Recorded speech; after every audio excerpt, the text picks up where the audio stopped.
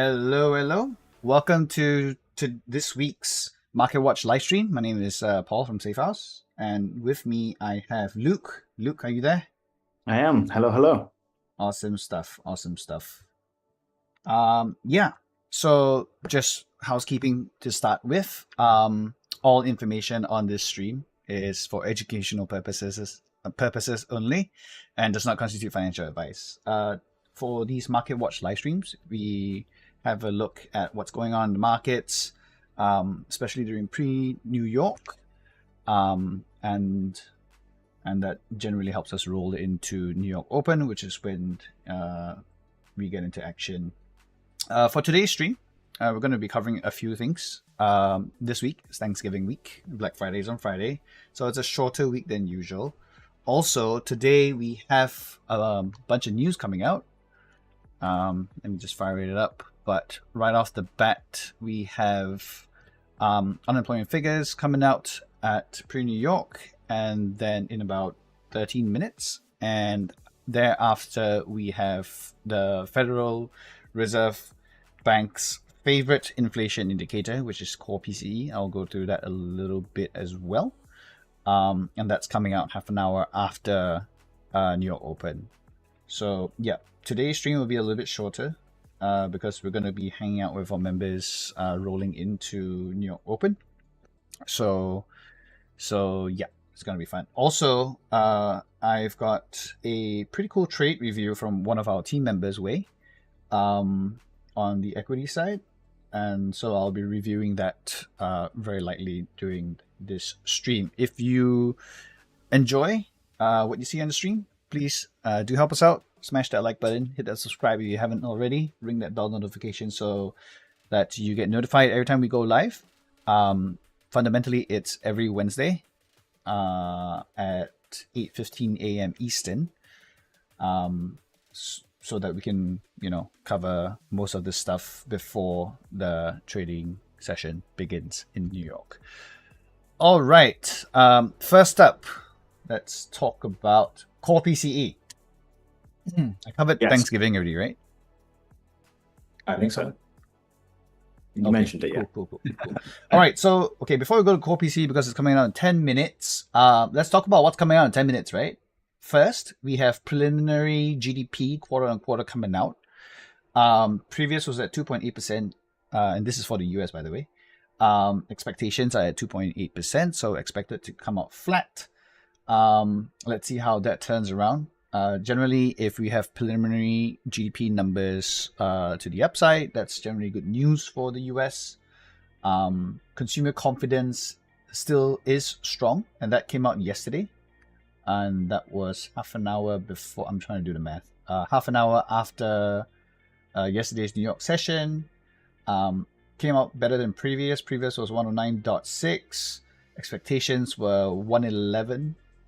112 initially, and it came out 111. So what is consumer confidence? Essentially is it's generally the results from a survey as to how people are feeling about the general economy in the US, right? I still have to go through my notes for the FOMC meeting minutes and the general outlook from that, and I'll be updating that for our members later today. Let's talk about what's coming out in 10 minutes. Preliminary GDP QOQ, quarter on quarter. We talked about that already. And of course, we have unemployment claims, previous at 213 and expectations at 220. So expectations are for unemployment claims this week to inch up ever so slightly, but still within the manageable range. The big number for this is unemployment rates, which I believe stands at 4.1%. I'm just running through my notes because a number of things that we're tracking.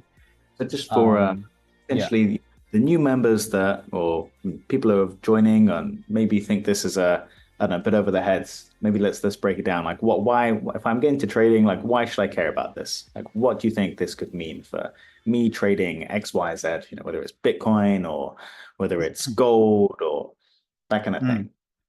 Wow, that's actually quite a big topic. Where do I begin? I think compared to trading, 10 years ago and trading today, like right off the bat, right? Let's start with the very superficial stuff. News events and why they matter. I think the first thing is the difference between trading 10 years ago and trading now is that you have a lot of bot trading, right? You have the introduction of bot trading being highly proliferated. So as you can see from price action right off the bat, you have very sharp reactions that was not very much so 10 years ago. You have situations whereby brokers are, experiencing high volumes and lag. Traders who are unable to punch in orders or get out of their trades during these moments of high volume and high volatility. So that has changed. But fundamentally, why I track news is because it's kind of like when you're trading, you're executing on a low time frame, and then your context is your higher time frame, right? So the news gives you, a direction to that.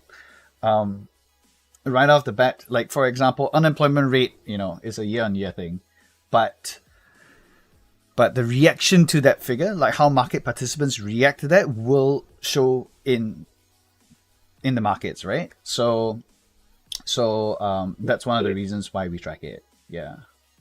That's why it's so important, because again, there's a lot of reaction to whatever these news, results come out as, and therefore, it's useful to be aware of them.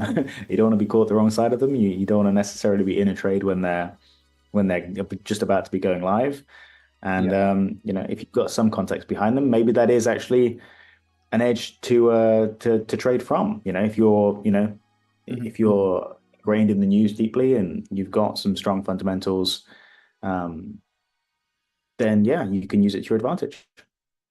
Yep. So yeah, unemployment claims. Where was I? Unemployment claims, right? So unemployment claims still within measurable or manageable band. The big number being unemployment rate, which is currently stands at 4.1%. I think if this starts to jump, people will start to, freak out. The markets will start to freak out a little bit.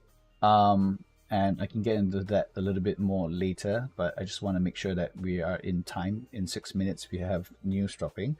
Core PCE, right? I will go into explaining what core PCE is in a second, for those of you who are not sure.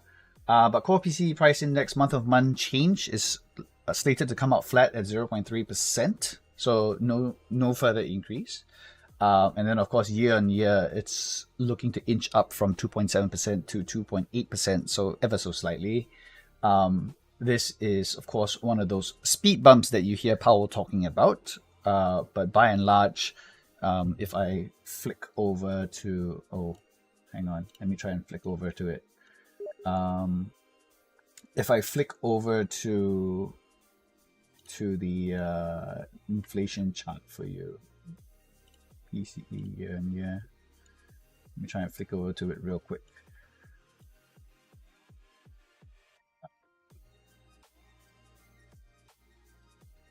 Okay, I'm just gonna flick over to it. Am I showing it? Oh yeah, I am showing it. Yeah. Cool. Yeah, so over here you can see post-COVID, we were, during the highest point in COVID, we were at 9.1%, and the Fed has done well to, hold higher for longer interest rates, bringing inflation down all the way now to 2.6%. As you can see, there are a couple of speed bumps on the way there. The target being 2%, right? And yeah, so what I'm trying to say is, by and large, we are still on that downward trajectory on inflation, so that's good news. U.S. economy is still doing well. Let's see what the GDP figures would show, albeit preliminary. And yes, core PCE would give you an indication as to, is inflation continuing on its downward trend, or is it going to start to uptick again, right? That we will start to see. I mean, the market participants have their eyes fixated on this. Inflation is primarily the biggest and hottest topic on Wall Street right now. What else? I'll explain PCE in a sec. I mean, wait, I can probably explain it in 4 minutes actually. So So Luke, like, what is PCE, right? What is core PCE? I mean, you know, but for those of you who aren't sure, right? PCE stands for personal consumption expenditures. Okay, core PCE just means personal consumption expenditures short of all the volatile stuff, so that they can get a better fixture on like where this index is, right? And that's food and energy, because food and energy are considered volatile things, right? Or volatile variables within the PCE index. So in short, personal consumption expenditures is a measure of how much US households spend on goods and services, right? So naturally, if it's going up, that means prices are going up, aka inflation, and if it's coming down, then vice versa, right? The PCE is reported by the BEA. I hate using acronyms, but the Bureau of Economic Analysis in the US, right? So it is a government statistic, and it is the Federal Reserve Bank's favorite measure for inflation, right? So yeah, I think that's the quickest and dirtiest explanation of what PCE is, why it matters. And yeah, you know, if you want to go learn more about it, read more into it, you know, it is one Google search away. So yeah, right. The year-on-year figure, which is generally the one that you look for. Think of month-of-month as your low time frame, and year-on-year as your higher time frame. Yeah, it's for the year-on-year, it's slated to inch up. So we'll see how that goes later in the day. Hasta la vista, Barbie's in the house. What's up? Nice to see you again. 2 minutes to unemployment claims and preliminary GDP. What's everyone watching for today? By the way, for the members, yeah, we are going to be dropping off this public stream a little bit earlier today, because we're going to be hanging out on Discord, and we're going to be introducing to you guys the new trading pod system or trading team system, whichever you want to call it. 10 years ago we called it the desk, but yeah, we're going to be introducing that model and how that helps our members develop us as well, develop our edge in the market. So we're going to be talking a little bit about that later on Discord. So if you can join us for pre-New York Open, then we'll see you on Discord. Cool. We are 1 minute.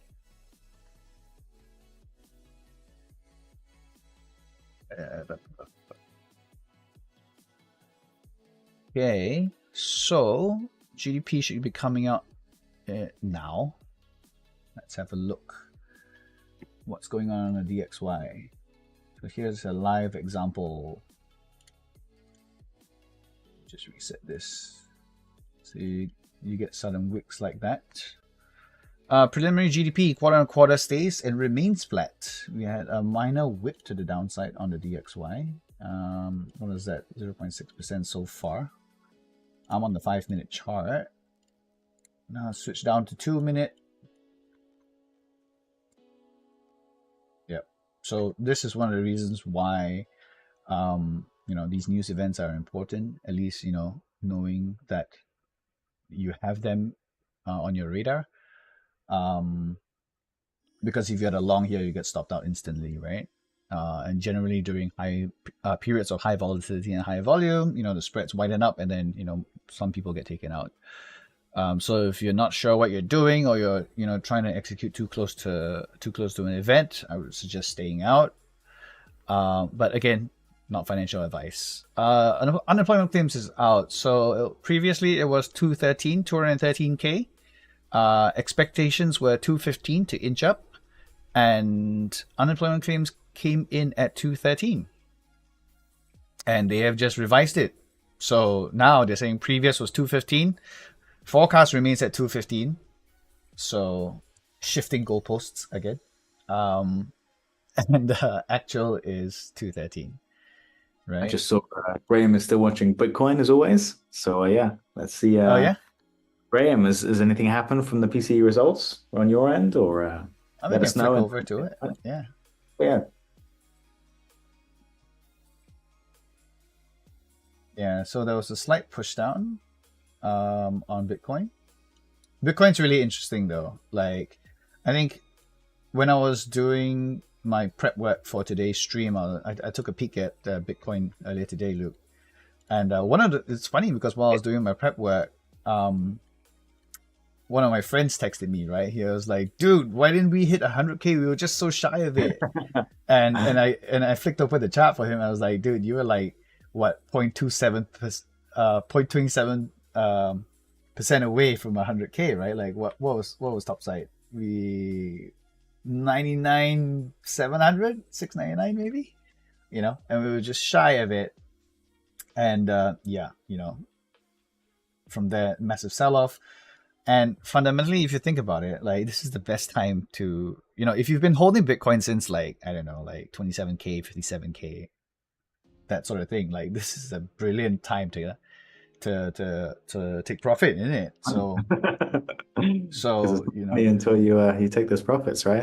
you got to be mad to be going long on a high, right? So anyway, not financial advice once again. So yeah, I think now the question really is, I forgot, I haven't flicked this in a while, because I'm only monitoring Bitcoin. I'm not actively trading it. I still have Jeff's Asian level right there. I love it. Yeah. I love this sort of shit. But yeah, I've got CPI highs still quite far away. I'm sure the other guys in the community, you know, who are watching Bitcoin on the daily, you know, have far more levels than I do. But yeah, you know, VWAP's holding, EMAs is, you know, still maintaining their bullish trajectory. So, you know, the question then comes, like, you know, when will we see the recovery? Very quickly. For those who are here, I can draw up a little, or rather a setup that I personally enjoy, so that you guys can see me do it live. I'm very fond of the RSI divergence, which is why you see I have volume and RSI pegged together here at the bottom. And you want to look for, generally what you want to do is you want to look for deviations, right? So this is so annoying, like TradingView does this, but okay, let me try that. Okay, so right here, right, you see RSI pushing down and past the 20 mark, right? Oops. And that was right around here. So I'm gonna draw a wee little circle right here. Yeah. Okay. And then price makes another low. So technically, if all things consistent, meaning momentum is consistent, right, this should make a lower low on RSI, but it doesn't. And so that's the divergence, right? Can you see here that, let me change. Yeah, can you see here that it was at 26.5? Yeah. So what happens then is, what this is essentially saying is that the bears are losing momentum, right? Like they managed to push lower, but as you can see on RSI, it's starting to soften up. So what I do is that I draw this, right, to show you that divergence, and then I'll take out these two circles, and then I'll draw this down. Now, this is not some magic sauce secret system thing. It's just one of those, you know, technical setups that I've been experimenting and using for some time. 10 years ago on currencies, I never used this. But, you know, now coming back to trading, you know, I thought this was pretty interesting. You can Google it. It's no secret. But for me, you know, by using it in my trading and experimenting and, you know, fine-tuning it to see what works for me, you know, I'm quite happy with the results so far. So the idea is that you draw the upper limit and the lower limit. Usually the lower limit is a trend line, right?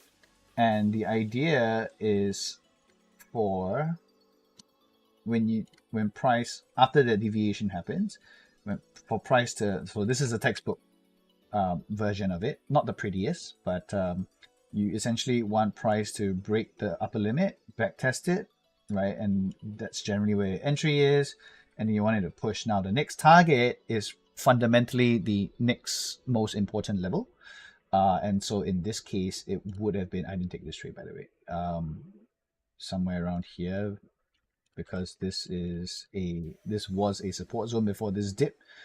So I'm gonna draw that with a box, right? Something like this, just roughly. Personally, for those of you who have been following along with my trading, like, you know, I'm not so fussed about exact levels. I am not one who's fond of being right. I just want to be profitable. I really couldn't care less about the rest. But this would be your next most important level. Why? Because as you can see, the bulls, you know, defended this level until such point that, you know, they gave up, felt bears pushed through and formed this lower low, right? But as they pushed through here, they lost a lot of momentum, right? So yeah, you know, I'm drawing this live so you guys can see. It was a very textbook kind of backtest, but can it run all the way to, you know, super high? It could. In the moment, no one knows, right? But for me, generally, I like to look at my first target, and my first target is a major area of contention, right? Contention being support or resistance. And over here, you can see it got jammed. Tried again, VWAP held, EMAs held, right? And as you can see, right around 94, 95, I don't know how exact you want to be, but like 94, 970, there was resistance, and that's when the bears pushed through again, formed another low, right? So it means once they've pushed and formed another low, then this trade is over, right? And so from there, you can delete all this and move on with life, right? So yeah, you know, did we get another one here? I would say not really, because as you can see from this, from these two lows, there's a lot of there's a lot of noise and it didn't push deep enough. So like most technical strategies, you know, there's bound to be plenty of false positives, and that's why, you know, it's very important to always experiment with it, just so that you can get a very good feel of, you know, what the false positives feel like, and then narrow it down as far as possible so that you can sharpen your trading. And that's just a quick, you know, explanation of how I stress test some of these strategies. Backtesting is great, right? Backtesting is great. I've done a little bit of that, but personal preference, I like to forward test, right? And, you know, you can do it with zero risk. You know, you can just take a paper account and just go for it, right? And then, you know, what I do is that I track every, you know, like how it's super important to journal, right? That goes without saying. For me, I track every bullish or bearish RSI divergence setup that I take, and then, you know, track its performance. And with each one, I look at, you know, what should I tune and how should I further tune it. So yes, journaling is important. When I was at a firm 10 years ago, when trading is your full-time job as a professional, you have no choice, right? There's no like, oh, I feel like journaling today, or oh no, I don't feel like journaling today. You have to journal. It's part of your job, right? So I find it very peculiar every time, you know, I hear retail traders saying that, oh, you know, I haven't been doing my journaling, and I'm like, how do you still have your job? And then I realize, oh wait, you know, we're retail traders, right? So anyway, yeah. So right now for Bitcoin, right? It's Maybe about, that's a good takeaway for. I think you got a golden nugget from a certain somebody that, you know, had made a trade in his trading journal and was able to share it. So I mean, oh yeah. Well, it was okay. So that's our other team member, Wei. He's head of trading here at Safehouse. Yeah, I was just having a chat with him last night. A very quick chat during the New York session, or pre-New York session actually, about a trade on General Motors, right? Because, you know, I'm sure you guys have seen it in the disclaimer, and if you guys have been to the website, you've probably seen it as well. We love motorsports with a passion. BTC hit 100K on the CME chart. Oh, did it? Oh, nice. Again, most awesome time to take profit still. I just saw Graham's thing, but yeah. Anyway, back to weight. Yeah, so where was I? Yeah, so we were talking about it pre-New York and about the setup, and after that, you know, we went back to focus on the charts. But I just wanted to show you guys real quick. So how do I fire this up? Let me think. Okay, so the first thing, let me see if I can open this in browser. Can you guys see it? Okay, so this is the first screenshot he sent me. Let me zoom it in for y'all. So this was General Motors, and General Motors. Let me see where's our chat? Where did my chat go? There it is. Okay, so we were talking at about, what time was it? Oh, it was way before pre-New York. It was pre-market, right? And yeah, the thing he told me was that Cadillac was joining F1 in 2026, right? Cadillac. There, this one. So yeah, GM agrees deal to enter F1 with Cadillac in 2026, right? So that's pretty cool because there's like a US brand coming into. I think there are US brands in F1. I can't remember the name, but Haas. Yes, Haas is the other one. And yeah, you know, they announced that, you know, they'll be showing their presence at F1. So, you know, that was pretty cool because we love F1. And then after that, you know, he was telling me like, dude, I shorted this, right? Because GM made another high. So this was the explanation chart over here, right? So this was when he showed it to me. This was the high at 60, what, 60.72? 60.72? Yep. So what Wayne was talking about was that this is the GM chart. He said, such bullish news at all-time highs for me was a golden opportunity for big positions to sell out. So that's very similar to the story with Bitcoin. The position will be closed within 10 minutes of the open that he said. I haven't followed up with him whether he's closed it fully already. And his rationale behind it was because that's when people are going to panic sell the bullish news, might be a chance to load up for another push to the upside, right? So I was like, cool, you know, context makes sense. Also, on top of that, what I was talking about with him, giving him the heads up, was that Trump tariffs, right? So earlier today, let me find the notes for it, right? So yeah. So on the same note, right? So he was looking at it from a news standpoint.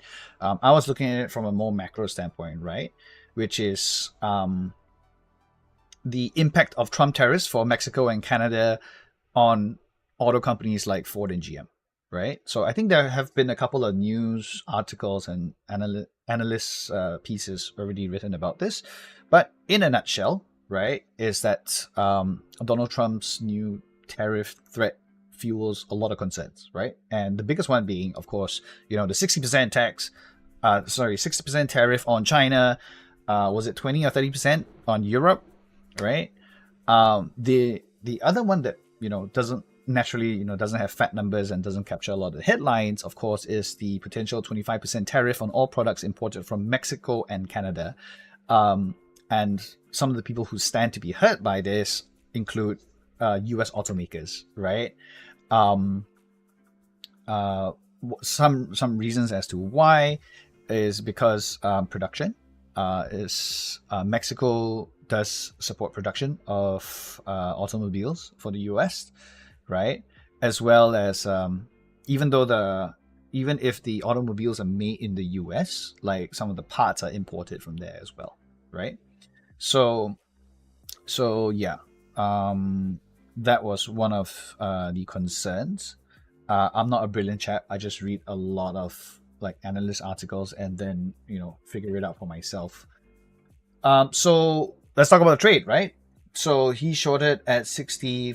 Let me see. Where was his thing? He shorted at 60, 62, 63-ish. So let's go mark it out, right? So yeah, he's shorted at 60, 60 something somewhere. So his short would have been, I don't have the figure yet because he hasn't. I actually, this trade is so fresh that I don't even have like the journal entry yet. But you know, let's talk about it. So yeah, he shorted here, and if assuming that he did not extend the trade, why is my timing so messed up? Hang on, let me find it. This is my time, so it should be 8:30. Should double check with his chart. Hang on. 60, 65. 60, 65 is here. So that means it was 365. The time is somewhere around here. Yeah, correct.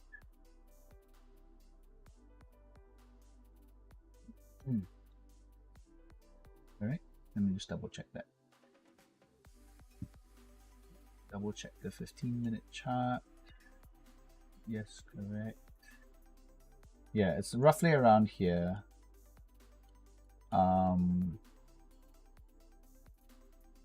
Right. Sorry, like this was one of those things that I put together right before the stream, so it's not ultra prepped.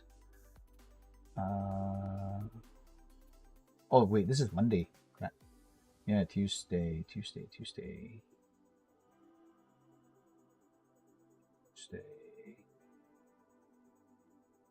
Yeah, so he shorted it here. We talked about it somewhere around here.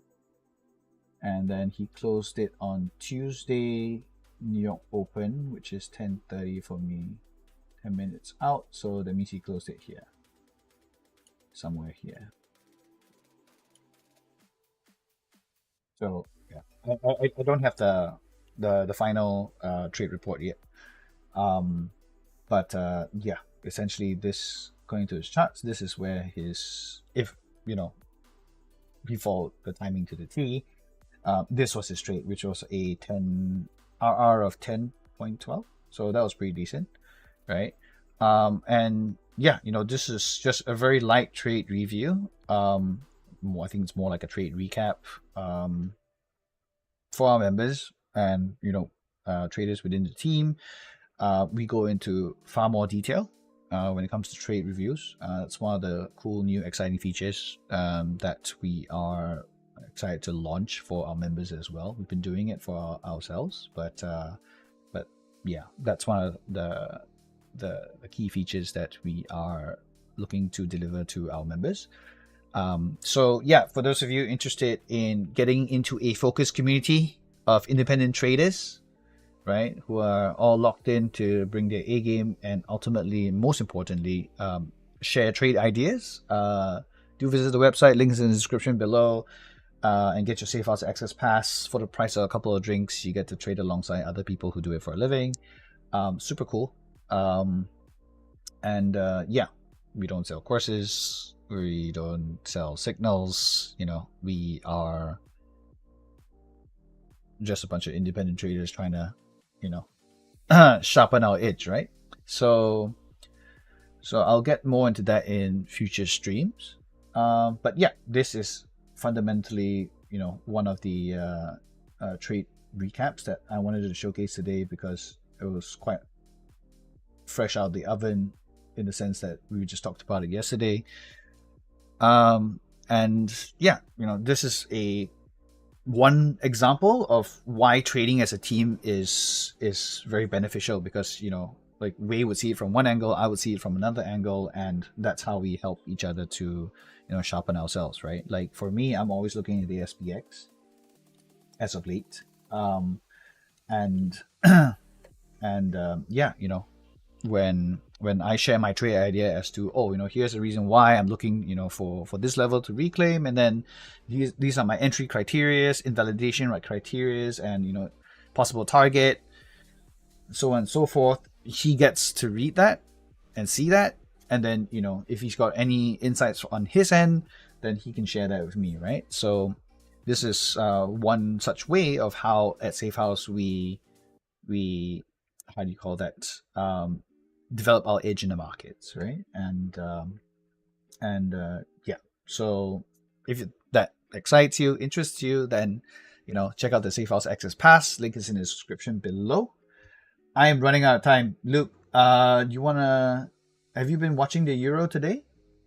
Yeah, we've been watching the Euro today, but I think as we're focusing more on the trading pod system and rather than going into trading analysis, Sure. I think it's worth I think we've covered, maybe just going over again what we covered today. So what were the news results again? We had PCE and No, PCE is not out yet.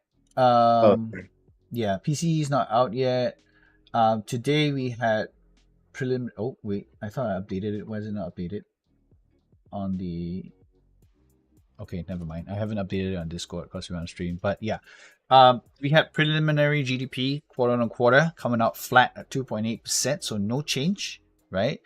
And of course we had the weekly unemployment claims with adjusted figures. So previously, unemployment claims, the previous figure was 213K.